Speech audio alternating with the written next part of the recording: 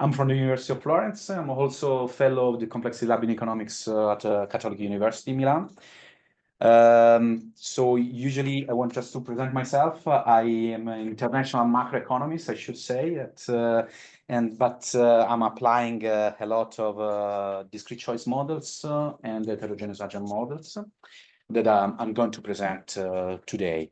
It's a very good opportunity for me to present in Department of Computer Science because in a certain way, it's another audience. And I believe that you can see a lot of things that I'm not able to see, for example. And at the same time, I hope that at the end, I have just a couple of slides in which I will present what the direction that I'm taking in the future. And then maybe I believe that you can help me. This is a joint work with Yorgos Galanis, that is my host at Queen Mary University of London. And I'm here for my sabbatical year. So I'm here at the end, until the end of July.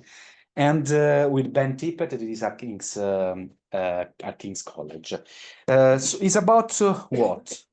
It's about climate actions, mainly. And what is the background? Let's say that it's common knowledge now. So since the 80s, a lot of countries started to recognize the problem that climate change is a problem. They started to take action, but are not sufficient, this action. And what we know is that current mitigation pathway predict will exceed 1.5 and degrees.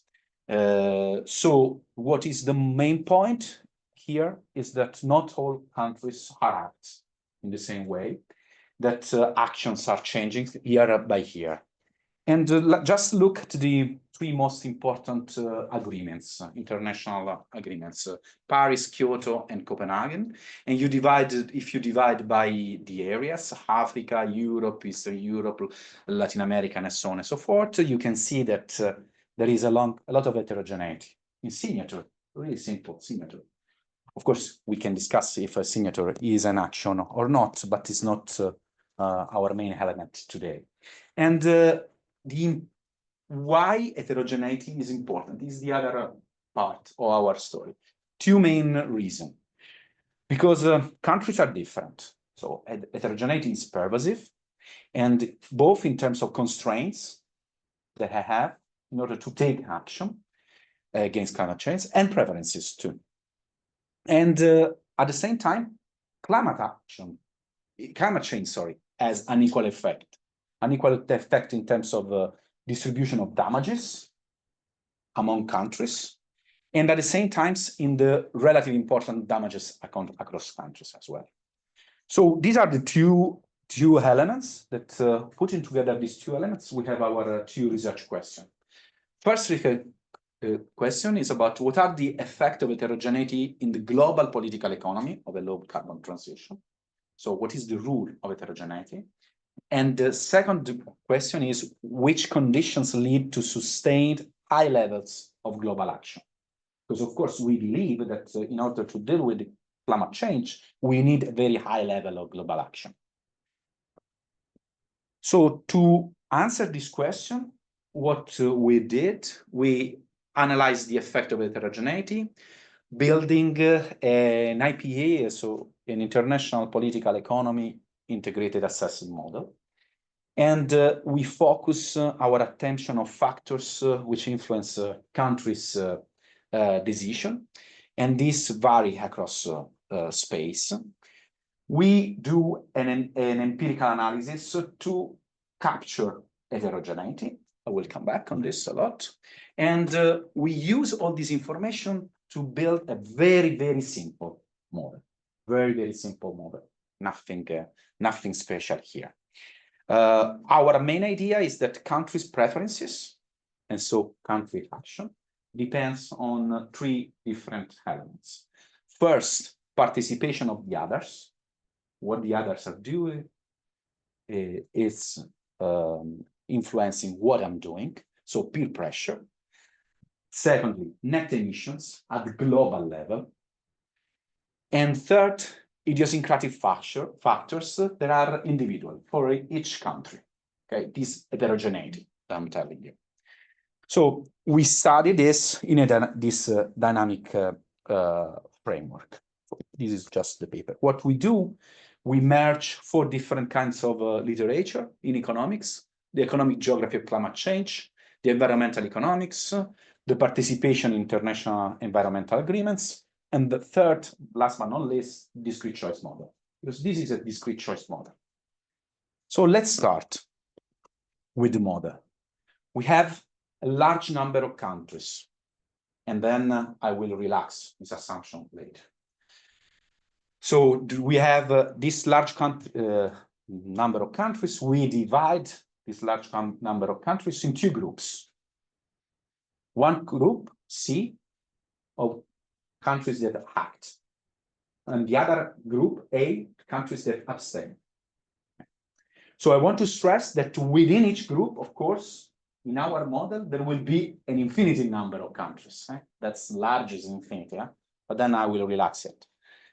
Then what we have is that the evolution of global action depends on this fitness measure. And the fitness measure is telling you at the country level that country act if the difference between the payoff of action minus the payoff of abstain is positive. If this difference is positive, then we act at the country level. But then I do a little bit a trick. Okay? We have this population, we have 2 n countries. Again, n is very big here. It's very big. Mathematical point of view, it's infinity. And what we have, we define x. X is the relative share of countries which take climate action at time t. And X is between -1, all countries abstain, and 1, all countries take an action. 0 means half and half, right?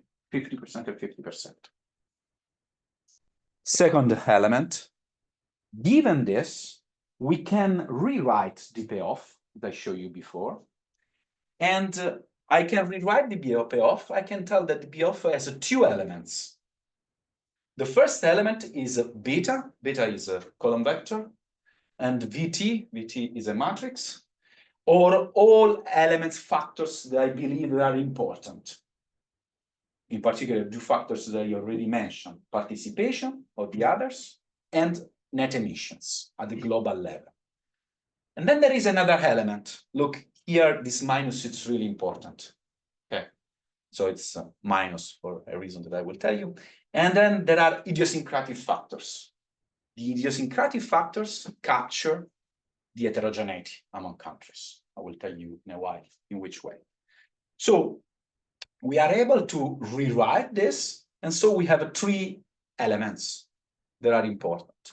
Beta x, the relative importance of the peer pressure, times xt, that is the relative share of countries that act, plus beta e, the relative importance of emissions, times the net emissions at time t, minus these idiosyncratic factors. Now I have to tell you a little bit more about 2 things. First, emissions. There is a relation between net emissions and participation. We have already seen this relation within this paper of De Silva and Tenreiro. Of course, I always have this problem to pronounce the surname. And for the Journal of European Economic Association. And what they say is that there is this relation. The relation is negative. The more we participate, so the higher the participation at the global level, the lower are net emissions. And what we did, we estimated this very simple linear regression. We did very simple linear regression, and we regress not net emission, but the growth rate of net emission and the share of participation. Okay. I have to tell you 2 things. First, doing this regression, the constant is not significant. while the relation is significant at 1%, and alpha in particular will be 0.02, as I will tell you. But now I was waiting for your question about the climate action. What is climate action for us? No, the X is action. Okay, it's important. In that paper of Journal of European Economic Association, they define action in three ways. Signature, as I show you, of the most important agreements, pledges of countries, and third element are laws. Okay. We look here at laws, in particular mitigation laws. And we say that a country acts if in that year, that country approved a mitigation law. Okay. I know that is not does not capture a lot of things. I know very well this, but it's the best that we have. And we try to work with this. Okay. So, first element, emissions. So we know that emissions has this negative relation, okay? We do an empirical analysis for this, very simple, nothing special. And then, of course, I have to move to the idiosyncratic factor.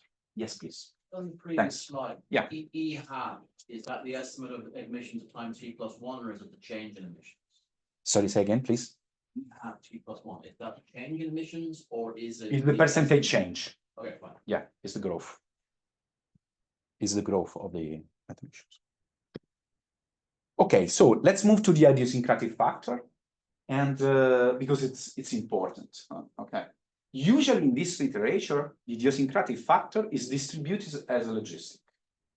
It's a discrete choice model, so it's distributed. But I don't want to tell you before, because what we want to see if this assumption is true with data. We don't want just to, so we believe that data-driven models are important. We don't want just to accept this assumption, as a lot of papers do or did in the past. Okay, we want to show that that factor is really distributed as a logistic. So what have we done? We have taken the literature. Taking the literature, we have seen that the factors that can explain heterogeneity in this literature about climate action, the main factors are four: vulnerability to climate change damages, GDP per capita, because it's important in order to say the constraints that I told before, fossil fuel rents over GDP, because the idea is that countries that get a lot of money from fossil fuel rents, they don't want to act, just because they don't want to cut their tree, and the quality of political institutions. So we took these four factors from the literature, are the most important. We haven't done a PCA or something like this, but we just took in account the literature. And then what we try to understand is, firstly, if these factors change over time, and secondly, if they change, they vary on space. And what we get, this is just for 2019, okay? What do we get if you look at the four pictures, you can see that are not the same. There is not a divide north-south. There is something more. So we ask ourselves, in which way can we put together this element? In a very simple way. What we do, we construct what we call a preference climate index. And to do it, we firstly, we transform the variables to compare the variables, these four variables. Then we do an unweighted average of the four different factors. So it's very, very simple. We put together, it's unweighted, we don't decide anything. We say 25%, 25%, 25%, 25%, and that's it. We put together, we aggregate, and we have this index, this preferential aggregate. And then what we do, we look if this index is distributed as a logistic. But first of all, we want to know if this assumption is reasonable in a certain way. we took again that paper, and then what we have seen is that there is a very high correlation between two measures of climate action that are defined in that paper.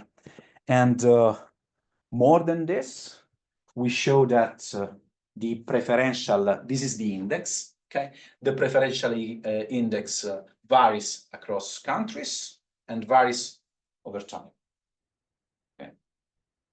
So in this way, we can say, and then I saw the last, that our idiosyncratic factor, if you believe my story and you accept what we did, our idiosyncratic factor is distributed as a logistic. It varies across time and across space. Given that it's distributed as a logistic, I can build the model as a discrete choice model. But before this, I want to stress a little bit a logistic. I know you know the logistic better than me. I'm pretty sure about this. But so let's say that our epsilon follows a logistic distribution. The mean is mu. And then there is the variance. Now, for the variance, what is relevant for us is the scale parameter. The scale parameter in this literature, it's very famous because it's not usually in this literature, we don't use the scale parameter, but we use the inverse of the scale parameter, gamma, and we call it intensity of choice. Okay. So when the scale is big, a lot of heterogeneity, gamma is very low. So when you will see gamma, very low gamma, means that there is a lot of heterogeneity among countries over time and space. When S is small, so the variance is small of this logistic distribution, then gamma is very big, but it means homogeneity of countries. So for us, gamma is the degree of heterogeneity of the idiosyncratic factors. Okay, is everything? So let's move. So I show you that the error term here is distributed as a logistic. We can use a discrete choice model. We have a discrete choice model. So we can rewrite the probability to take an action in this way. So as a logistic, of course. And where gamma is the gamma that I show you, is T, varies over time. Not always, but varies over time. And it depends on damages. And then we have phi t, but we already know 50. Okay. Please don't forget there is this minus in front of mu. Sorry, I'm stressing you because in other seminars, people don't recognize it. That was my fault, of course. Okay. So the probability to take an action depends on gamma, on the heterogeneity, and depends on the other factors that we have. But then we have also mu here, that it's really important for our results. Okay. And then very, very easy way. These are the two equations of our dynamical system. In discrete time. Okay. These are the two. Okay. Don't forget, alpha 0 is not there because from our analysis is not different from 0. We put away, and then is the other way that what we have seen. Okay, from an analytical point of view, why we did this? So because at a certain point, some people ask, and I believe that computer science can ask me, okay, why are you doing this? Because we wanted analytical results. That's the point. We want analytical results. We are economists. We go in economic journals, and in economic journals they want results. Okay.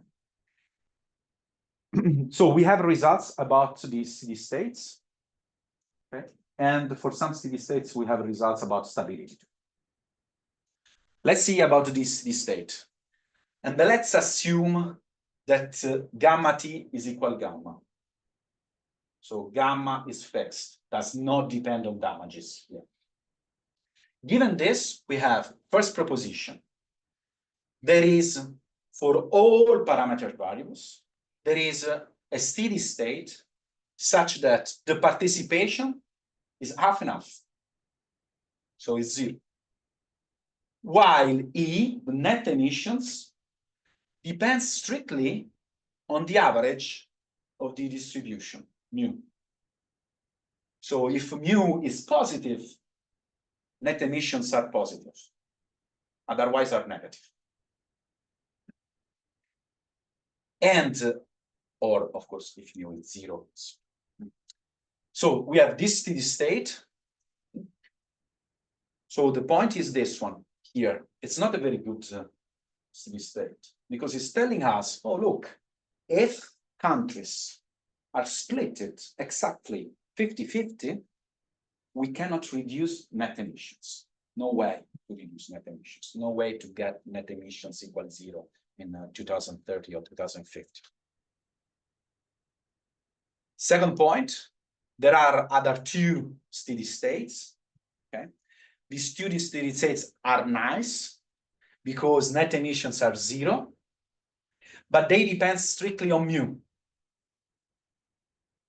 And then, so it depends on the sign of mu.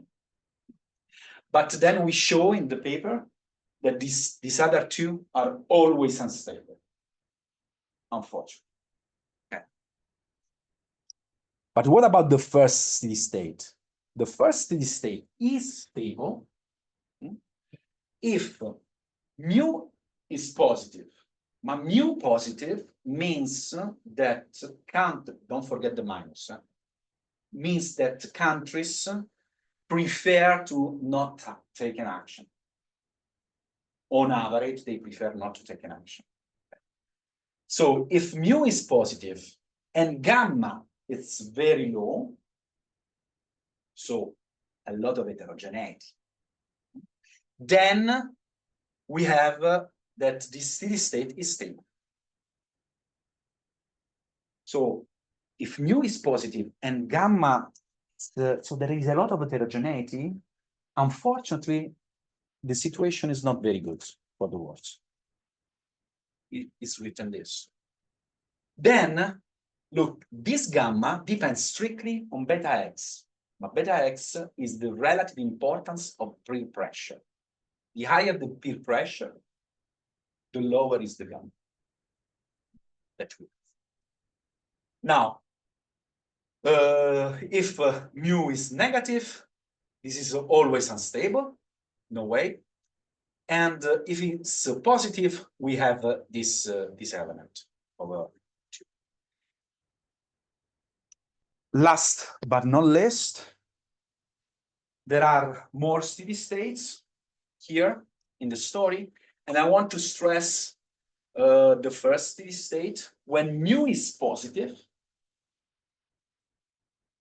So we prefer, on average, to not take an action against climate change, but the peer pressure is very big. Then we can move to a very good steady state. And the very good steady state means that we are close to 1 in terms of participation and net emission 0. So let's say that we have they are important for us, these two steady states. One steady state, half and half, but the net emissions are positive, unfortunately. And one steady state that is very high, but we need a big peer pressure. So what can we do? What we have done is, okay, let's estimate the parameters of the model. Let's estimate alpha. We have already done it. I already told you 0.02. Let's estimate beta x, but beta x is the relative importance of peer pressure, 1.1. Let's estimate beta e is the relative importance of net emissions. 0.18. And then let's estimate, unfortunately, mu, but mu is possible. So, and is 9.77. So we estimated the parameters of our model. And then what we did was just, okay, first of all, we have to see if our model is able to replicate what we have seen until now. So what I did in a very simple way. Sorry, maybe for you it's too simple, but for me it was exciting in a certain way. So we took the initial conditions of participation and net emissions in 1989. We ran the model until the end of the period for which we have data. That is 2021, I remember well. And then what we get are these two pictures. The two graphs, I believe that it seems to me that they are able a little bit, okay, more for participation than for net emissions, are able to qualitatively to repeat the trend that we have in these two variables. So once that we have it, then we can ask ourselves, okay, what happens if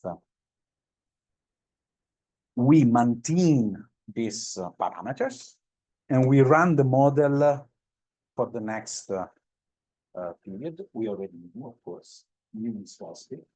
The peer pressure is not so big. It's lower than the mu. And so what we get, we arrive in the first steady state, in the middle steady state, where x is 0 and the emissions, net emissions are positive, 55 gigatons. So the point is that if we don't do anything, if we leave the situation as it is, this is what we will get is this picture, no more than this. What can we do? What we should do? Okay. First of all, we should increase beta x, peer pressure. It's a parameter, but it's a parameter that is a parameter of the policy for us. If you increase beta x, a little bit, we have the blue line. We have cycles that will converge in 2-3 centers. Now, otherwise, it's a very big, so big beta x that is higher than mu. Then what we get, we arrive at the other steady state, the good one. The steady state in which almost all countries participate. This is not one, it's close to one. And then there is a reduction in net emissions. Now, what I want to tell you about this picture, other thing that I want to tell you is about this the cycles here, because I can tell you a little bit more what we have behind our model. What we have in the model, there is a free riding back. If the peer pressure is not enough, it's big but not enough. When there is a very high participation, and the emissions, net emissions are starting to reduce, some country decides, I don't want to take an action. And so what we have cycles. So we need that peer pressure is very big. First, this is a bifurcation diagram, just to show you the same, but for gamma. So when gamma is very low, a lot of heterogeneity, this is beta x is fixed. If gamma is very low, a lot of heterogeneity, so what you have, we go in the middle, unfortunately. In the meanwhile, there are a lot of fluctuations. This is a fourth bifurcation. And then if gamma is very big, then you arrive at it. So we can state, given our model, if you believe in our model, that in order to have a big climate action, so a lot of climate action, we need two different things. Big peer pressure And second element, homogeneity. I will come to the last slide with what I mean with heterogeneity here. Okay. We need homogeneity. Yeah. It's telling you this. Then we did a little bit, I'm on time, no? Okay. Sorry. Then we did a little bit of work. So these are the results. We want to know what happened from, so in the simulations, we change some parameters. First of all, let's change gamma. Gamma now is no more fixed, but change over time is given by damages. Damages are defined in terms of Nordhaus of the dice model of the Weizmann model. But what we get, the picture is the same. No, that does not change. So, no way. Then we do other two things that are important, at least for me. Okay. First thing, okay. You show our results for a large number of countries, but countries are fixed, are not large. No? I believe that you find. You can imagine that we have thousands of traders, but countries are fixed. Are just 1995, 305. It depends on you. There are 10 countries that are not taken yet. Yeah. Okay. So you can say, okay, look, what you get in your model is just because you have this assumption. So the first thing that I want to do is to eliminate this assumption. What we do, we run the model with 194. Why 194? Because we have data for 194. And that was to be precise. No? Given that our initial conditions, given that the parameters are done for that number, so I did the same, and this is the picture completely. This is a Monte Carlo, of course, because we moved from a continuous continuous number of countries to a discrete number of countries. And this is a Monte Carlo, and what we take in account are 100. Yes, 100. This is the mean. Of course, the shade higher is the first one. Standard deviation. But we can see that it's the same, does not change. Second thing that I've done is, okay, you are taking account countries, but the size of countries are different. And countries are not equal. There are Mauritius on one hand, there is Italy on the other hand, there is UK and there is US. Okay. So size matters because peer pressure depends on the size of the country. Okay. So what I did here is, okay, let's do it. Let's change a little bit. Peer pressure is weighted by the size of the country. And the size of the country is very simple. Is the GDP of that country over the world GDP in the last 25 years. It's fine, last 25 years, because it does not change too much. It matters, yes, a lot, because US is 26% of the world GDP. So in terms of peer pressure is a lot. But, so this is the first thing that I did. Second thing that I did is the emissions. Some colleagues told me, oh, look, why should I look at world net emissions and not at my country net emissions? First answer is when you sign the agreements at international level, what is relevant are world net emissions, are very important world net emissions. Then the country's net emissions are important in telling, oh, you are US or Italy. You polluted a lot in the past. You have to pay for the climate. Yeah. So that's it. So first thing, I put inside sites. Second thing, I took in account not the world net emissions, but the net emissions of the single country. And the picture that I got is this one. On average is the same. Taking account the standard deviation, is the same or something similar for net emissions, not for participation. What is telling me, or at least if you have some idea, please, you are more than welcome. What is telling me is that these two elements are putting inside a lot of noise. So countries change what they do. They act, not act, they act, not act, a lot of times. But it's just my answer. But what is important is that the picture is perfectly the same. Does not anything change. Okay. So few slides and I'm done. First, what the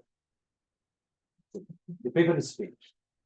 Okay, the paper is finished. But what I would like to do now is this one. First, I'm not just assuming that the sides there is the side, but assuming that countries are fully connected. This is not true. Countries in this, so the agents in this kind of models are fully connected. So it's the first part. I'm just seeing this now. So the first thing that I'm doing is, from a theoretical point of view, I'm asking, oh, look, what happened to our results if the network is not a fully connected, but is a lattice, is a small world, is a random graph, or whatever. Why this is important? Because now what are important for the international environmental agreements are clubs. So groups of countries. Okay. So, for example, we are neighbor with Paolo, but we are not in the same class. I have to take an account. So the first thing that I'm doing, I already started, but I don't want to show you the results yet because I'm not convinced too much. Okay. Is this one. Second element. Look, in the network that I have seen that is behind my model is fully connected, but it's just one leg that I didn't define in a certain way. I didn't tell you anything about this. But so maybe what is important is not to have just one layer, but to have a multi-layer. To really reconstruct what I would like, totally, let's say, the international relations network, the network of international relations. But in this case, is a multi-layer, because I have to take in account the social connections among countries, the economic interaction among countries, the international trade network, for example, and the political ties. We are allies or not. We are with NATO, we are not with NATO. And then collapsing it, just try to understand if, again, my story is changing or not. But these elements means that what I would like to do is an agent base. It's a pure agent base, not just for economists, but for the others. Okay, and a pure agent base to do, I need to do 4 different things, or at least I plan to do this. 1, recreate the network global political economy, as I told you. Okay. Then, second, reconstruct damages at country level. So try to calculate really at country level what are the damages and link this with the economic system. But if I link it with the economic system, it means that I'm linking it with the network. Third element, socioeconomic factors and climate action. What we discuss about this heterogeneity, but we don't tell anything reality about in which terms are heterogeneous. Maybe countries are equal, but within countries there are heterogeneity. That, for example, your citizens would like to have more climate actions, but the parties don't do it. Why this? Oh, very simple, because in the agenda, let's think about the political agenda. The political agenda, sometimes we have a rank. And maybe in the ranking of political agenda of party, there is climate action, but it's at the end. While for citizens, maybe it's at the beginning, who knows? We want to look at this. And last but not least, climate, we want to calculate a climate uncertainty index. So we want to see if through the media there are information that spread within the country, and I can tell in a certain way the countries are heterogeneous.